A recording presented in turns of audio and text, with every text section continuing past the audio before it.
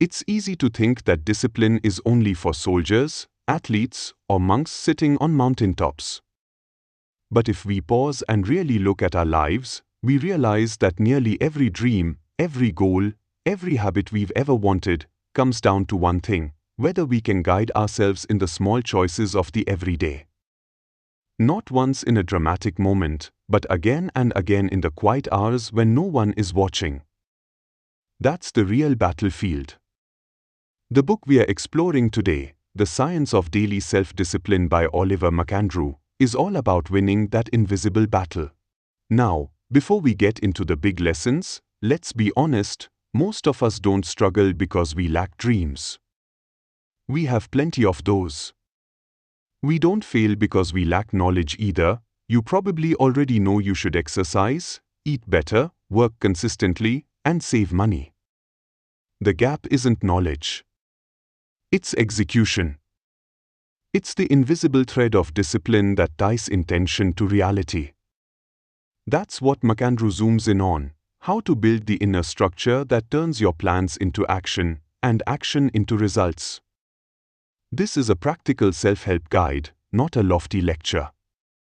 It's written for people who want to see changes in their lives, not 10 years from now, but starting with the choices they make today. And it's built on the simple but often overlooked truth: discipline isn't about punishing yourself, it's about freeing yourself. Because when you can master your habits, you get to shape your future rather than drift into it. So let's walk through the big ideas of this book, ideas that can make the difference between staying stuck in old patterns or finally breaking through into the life you know you could be living. One of the first insights McAndrew gives us is that self-discipline is not a talent, it's a muscle. Think about that for a second. A muscle grows with repeated, consistent use. It's not something you are either born with or not. Too many people excuse themselves by saying, "I just don't have the willpower." But willpower is like strength, you develop it. Each small act of discipline, no matter how tiny, is like a push-up for your willpower. Skipping dessert when you don't need it, showing up on time, making your bed, these micro-disciplines add up. And over time, they build a foundation that can support much bigger challenges. A simple metaphor he uses is this: if you wanted to climb a mountain, you wouldn't start by leaping straight to the top. You'd train, you'd build your endurance, you'd tackle smaller hills first. Self-discipline works the same way. Don't wait until life throws you a crisis to suddenly become disciplined. Build the muscle now, so you are strong when it matters most. Another powerful point is that discipline is freedom disguised as structure. At first, routines and rules feel restrictive. But paradoxically, they're what give you space to breathe. Think of a calendar filled with intentional priorities. When you've already decided in advance what matters, you don't waste energy on endless decision-making. You don't drown in the chaos of reacting to whatever comes your way. That structure becomes a path that carries you forward. There's a line from the book worth remembering: discipline is the bridge between goals and accomplishments. That bridge isn't glamorous. It looks like alarm clocks, schedules, repeated practice, and sometimes saying no when everyone else is saying yes. But on the other side of that bridge is the life you want: the book finished, the body transformed, the savings account that buys you peace of mind. McAndrew also tackles procrastination head-on. Procrastination isn't about laziness, it's about avoidance. Our brains are wired to escape discomfort, and hard tasks almost always bring discomfort, at least at the beginning. So we trick ourselves with distractions. We clean the kitchen instead of writing. We scroll on our phones instead of exercising. But every time we avoid, we reinforce the habit of avoidance. The way through? Shrink the task until it feels less threatening. He suggests what many call the 5-minute rule. Tell yourself you'll just do 5 minutes of the task. More often than not, once you start, The resistance melts away and you keep going. The key is to focus not on finishing the whole mountain, but just on taking the first step. I'm sure you've experienced this. The hardest part of a workout is tying your shoes. The hardest part of writing is opening the document. Once you've started, momentum begins to carry you. Self-discipline isn't about superhuman willpower, it's about learning to outsmart your own resistance. Another insight that stood out is the importance of identity. Discipline isn't just about forcing yourself, it's about seeing yourself differently. If you view yourself as someone who's bad at follow-through, you'll act in line with that identity. But if you shift to, I am the kind of person who keeps promises to myself, everything changes. McAndrew emphasizes that self-image is a hidden engine of discipline. Every time you follow through on a small promise, you cast a vote for the identity you want to build.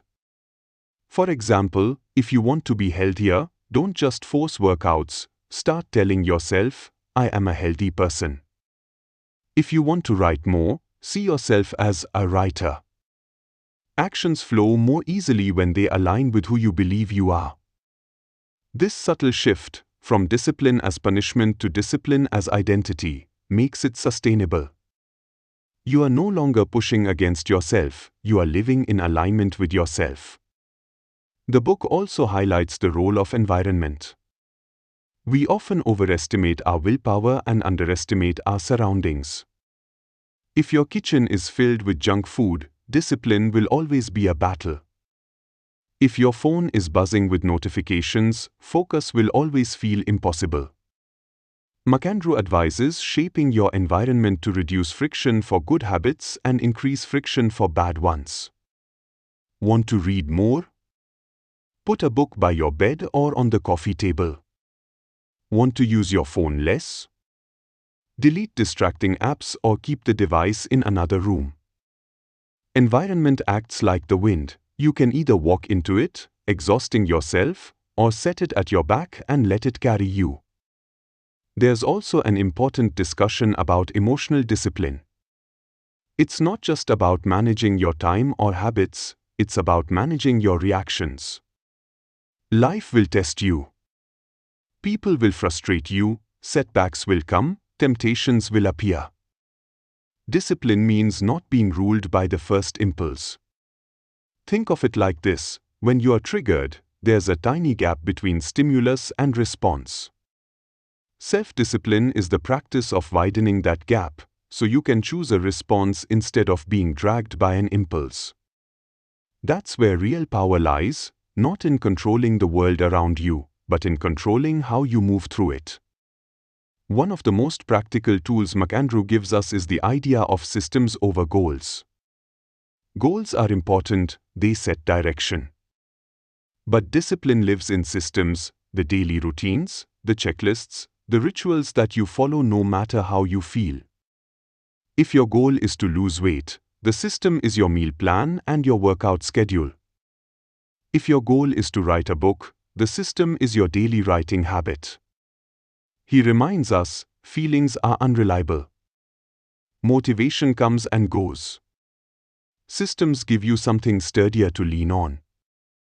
When you wake up tired, the system is still there. When you are tempted to skip, the system carries you through. Discipline, in this sense, isn't about doing extraordinary things, it's about faithfully executing ordinary things. Let's pause and bring this closer to real life. Imagine two people with the same dream of running a marathon. The first person relies on bursts of motivation. They run when they feel like it, they push hard when they're inspired, then fall off track. The second person builds a disciplined system. They run 3 miles every other morning, no matter the weather, no matter their mood. Which one reaches the finish line? The disciplined runner, every time. This is why McAndrew insists discipline is the great equalizer. Talent, intelligence, resources, these all play a role, yes. But discipline multiplies whatever you already have. It's the difference between potential and achievement. One last insight that really hits home is about self-respect. Every time you keep a promise to yourself, you are sending yourself a message: I can be trusted. And every time you break that promise, you erode that trust. Over time, this builds or destroys your self-respect. McAndrew frames it beautifully: discipline is the highest form of self-love, because it's choosing what you want most over what you want now. When you practice discipline, you are not punishing yourself, you are honoring yourself. You are saying, my future matters. My goals matter. I matter. That's why discipline feels hard at first but becomes empowering in the long run. It restores your belief in yourself. So let's step back and reflect. What's the main takeaway from the science of daily self-discipline?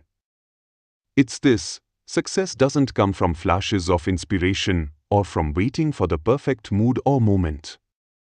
It comes from the quiet, repeated, daily choice to align your actions with your values. Discipline isn't glamorous, but it's the soil from which all achievement grows. And the good news? It's not out of reach. You don't need to overhaul your whole life overnight. You start small, build consistency, and let that consistency reshape who you are. Every little choice is a vote for the person you are becoming. So maybe today, you can ask yourself, what's one small discipline I could practice right now? Not tomorrow, not when life is easier, but right now. Because the truth is, your future self is waiting on the decisions you make today.